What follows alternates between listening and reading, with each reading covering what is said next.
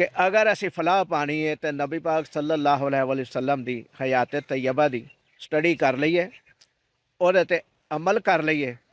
ਜਦੋਂ ਉਹਨਾਂ ਨੂੰ ਪੁੱਛਿਆ ਜਾਂਦਾ ਸੀ ਤੇ ਉਹ ਆਂਦੇ ਹਨ, ਮੈਂ ਪੀਰ ਕਿੱਥੇ ਵਾਂ, ਮੇਰਾ ਤਾਂ ਪੀਰ ਹੈ ਨਾ ਫਲਾਂ ਜਗ੍ਹਾ 'ਤੇ ਵੇ, ਮੇਰੇ ਤੇ ਉਹ ਪੀਰ ਨੇ। ਤੇ ਜਿਹੜੇ ਬੰਦੇ ਹਾਂ ਮਹਾ ਆਪਣੇ ਨਾਂ ਦੇ ਨਾਲ ਪੀਰ ਲਾਉਂਦੇ ਨੇ ਉਹਨਾਂ ਦੇ ਬਾਰੇ 'ਚ ਵੀ ਰਾਏ ਜ਼ਰੂਰ ਦਿਆ ਜੇ, ਕਿਉਂਕਿ ਅੱਲਾਹ ਤਾਲਾ ਦੇ ਨੇਕ ਬੰਦੇ ਜਿਹੜੇ ਨੇ ਦੁਨੀਆ ਤੋਂ ਰੁਖਸਤ ਹੋ ਚੁੱਕੇ, ਉਹ ਅੱਲਾ ਦੇ ਵਲੀ ਬਣਾਉਂਦੇ ਸਨ, ਆਪਣੇ ਮੁਲਾਜ਼ਮ ਨਹੀਂ ਹਨ ਬਣਾਉਂਦੇ। ਬਿਸਮਿल्लाहिर्रहमानिर्रहीम। ਦੋਸਤੋ अस्सलाम वालेकुम। ਅੱਲਾਹ ਤਾਲਾ ਤੁਹਾਨੂੰ ਸਾਰਿਆਂ ਨੂੰ ਰਮਜ਼ਾनुल मुबारक ਦੇ ਸਦਕੇ ਦੇ ਨਾਲ ਸਿਹਤ ਤੋਂ ਤੰਦਰੁਸਤੀ ਵਾਲੀ ਲੰਬੀ ਜ਼ਿੰਦਗੀ ਦੇਵੇ ਔਰ ਤੁਹਾਡੀਆਂ ਜ਼ਿੰਦਗੀਆਂ ਦੇ ਵਿੱਚ ਅੱਲਾਹ ਤਾਲਾ ਖੁਸ਼ੀਆਂ ਭਰ ਦੇਵੇ ਔਰ ਗਮੀਆਂ ख़त्म कर देवे। आमीन सुमा आमीन। अज 28 रमज़ानुल मुबारक है और पीर का दिन है। दोस्तों अज मैं एक तुहाडे नाल गल ऐसी करनी चाह रहा जिहदे उत्ते मैं हर वक्त सोचना वा और इस गल नूं समझण की कोशिश करना, लेकिन मैनू किसी गल की समझ नहीं आ रही, इहदा मतलब समझ नहीं आ रहा जिहड़ी मैं गल तुहाडे नाल शेयर करनी चाह रहा। अगे जाके मैं तुहाडे नाल एक गल शेयर करांगा। उस तो पहला तुहाडे अगे गुजारिश है कि साडे चैनल नूं अगर तुसीं सबसक्राइब नहीं कीता तो सबसक्राइब कर लवो और घंटी दे बटन नूं भी दबा दिओ ताकि साडी हर नवीं आने वाली वीडियो का नोटिफिकेशन तुहाडे तक पहुँच सके। असीं मुसलमान हाँ, रमज़ानुल मुबारक दे विच असी हर मुमकिन कोशिश कर रहे हैं कि अच्छे काम करिए, अल्लाह ताला की इबादत करिए, नफल पढ़िए और नमाज़े तरावी अदा करिए और रोज़ेदारां की खिदमत भी करिए। जेड़े लोकी तंग दस्त ने उन्हां दी खिदमत करन विच भी हर मुमकिन कोशिश करिए और करते रहिए। दोस्तों मैं एक गल जिहड़ी तुहाडे नाल शुरू च कीती और क्या कि अगे जाके करांगा मैं, वो एक सवाल भी है और दिल की दृढ़ता भी है कि उस मसले का हल निकल आवे। वो हल के कढ़न वास्ते तुहाडे नाल मैं अज गुफ्तगू कर रहा वां और करन दा मकसद हालस्तान यही है कि मेरी मालूमात च इजाफा हो जाए और जेड़े साडे इस वीडियो नूं देखणगे उन्हां दी मालूमात च भी इजाफा हो जाए।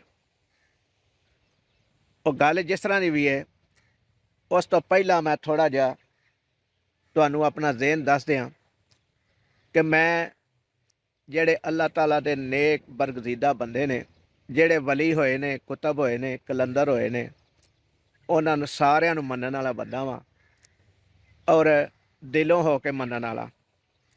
लेकिन अज दे दौर विच जेड़े अपने आप नूं पीर कह रहे ने, पीर कहलवाना चाह रहे ने, अपने नावां दे नाल हा महा पीर लिखवा रहे ने, उन्हां दी समझ नहीं आ रही कि उन्हां नूं पीर कहना जायज़ है या नहीं।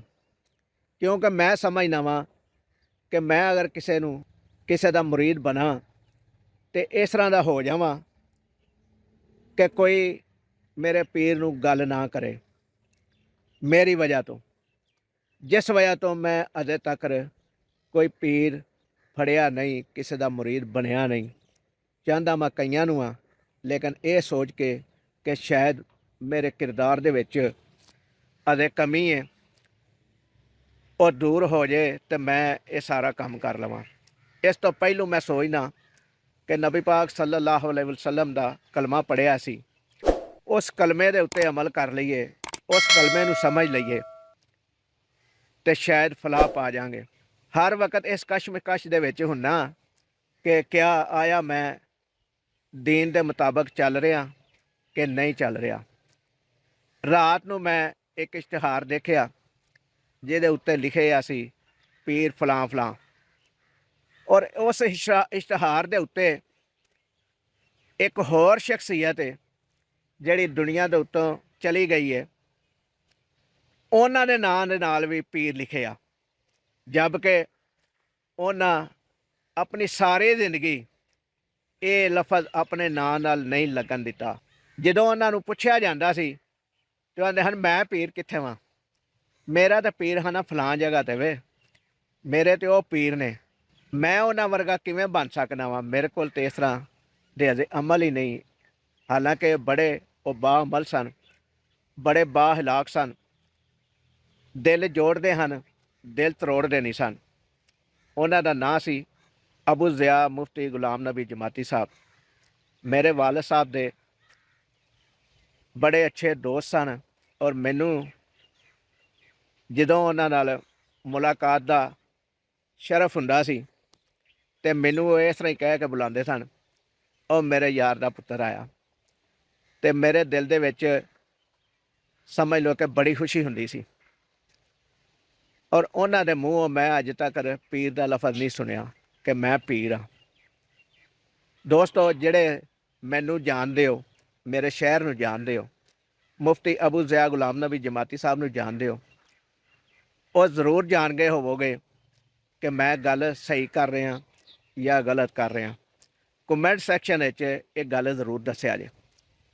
ਤੇ ਜਿਹੜੇ ਬੰਦੇ ਹਾਂ ਮਹਾ ਆਪਣੇ ਨਾਂ ਦੇ ਨਾਲ ਪੀਰ ਲਾਉਂਦੇ ਨੇ, ਉਹਨਾਂ ਦੇ ਬਾਰੇ 'ਚ ਵੀ ਰਾਏ ਜ਼ਰੂਰ ਦਿਆ ਜੇ, ਕਿਉਂਕਿ ਮੈਂ ਸਮਝਦਾ ਵਾਂ ਕਿ ਅਗਰ ਅਸੀਂ ਫਲਾਹ ਪਾਣੀ ਹੈ ਤਾਂ ਨਬੀ ਪਾਕ ਸੱਲੱਲਾਹੁ ਅਲੈਹਿ ਵਸੱਲਮ ਦੀ ਹਯਾਤ ਤੈਯਬਾ ਦੀ ਸਟੱਡੀ ਕਰ ਲਈਏ, ਉਹਦੇ 'ਤੇ ਅਮਲ ਕਰ ਲਈਏ, ਤੇ ਸਾਡੀ ਦੁਨੀਆ ਵੀ ਚੰਗੀ ਬਣ ਜਾਏਗੀ ਤੇ ਆਖਰਤ ਵੀ ਚੰਗੀ ਬਣ ਜਾਏਗੀ। ਔਰ ਇਹ ਜਿਹੜੇ ਪੀਰ ਨੇ ਆਪਣੇ ਆਪ ਦੇ ਨਾਂ ਦੇ ਨਾਲ ਲਿਖਦੇ ਨੇ, ਤੁਹਾਨੂੰ ਗੁੰਮਰਾਹ ਕਰਨ ਦੀ ਕੋਸ਼ਿਸ਼ ਕਰਦੇ ਨੇ, ਆਪਣਾ ਮੁਰੀਦ ਬਣਾ ਕੇ ਅੰਦਰੋਂ ਇਹ ਤੁਹਾਨੂੰ ਆਪਣਾ ਮੁਲਾਜ਼ਮ ਬਣਾਉਣ ਦੀ ਕੋਸ਼ਿਸ਼ ਕਰਦੇ ਨੇ। ਕਿਉਂਕਿ ਜਿਹੜੇ ਨਾਂ ਦੁਨੀਆ ਤੋਂ ਰੁਖਸਤ ਹੋ ਚੁੱਕੇ ਨੇ, ਜਿਨ੍ਹਾਂ ਦੇ ਨਾਂ ਅਜੇ ਤੱਕ ਰਹਿੰਦੀ ਦੁਨੀਆ ਤੱਕ ਕਾਇਮ ਉਹ ਦਾਇਮ ਰਹਿਣੇ ਨੇ, ਜਿਹੜੇ ਪੀਰ ਦੁਨੀਆ ਤੋਂ ਰੁਖਸਤ ਹੋ ਚੁੱਕੇ ਨੇ, ਜਿਨ੍ਹਾਂ ਦੇ ਦਰਬਾਰਾਂ ਦੇ ਉੱਤੇ ਦੁਨੀਆ ਹਾਜ਼ਰੀ ਦਿੰਦੀ ਹੈ, ਦੁਆ ਖੈਰ ਕਰਦੀ ਹੈ, ਉਹ ਪੀਰ, ਉਹ ਵਲੀ ਆਪਣੇ ਮੁਰੀਦ ਬਣਾਉਂਦੇ ਹਨ ਤੇ ਅੱਲਾ ਦੇ ਨੇਕ ਬੰਦੇ ਬਣਾਉਂਦੇ ਸਨ, ਆਪਣੇ ਮੁਲਾਜ਼ਮ ਨਹੀਂ ਸਨ ਬਣਾਉਂਦੇ।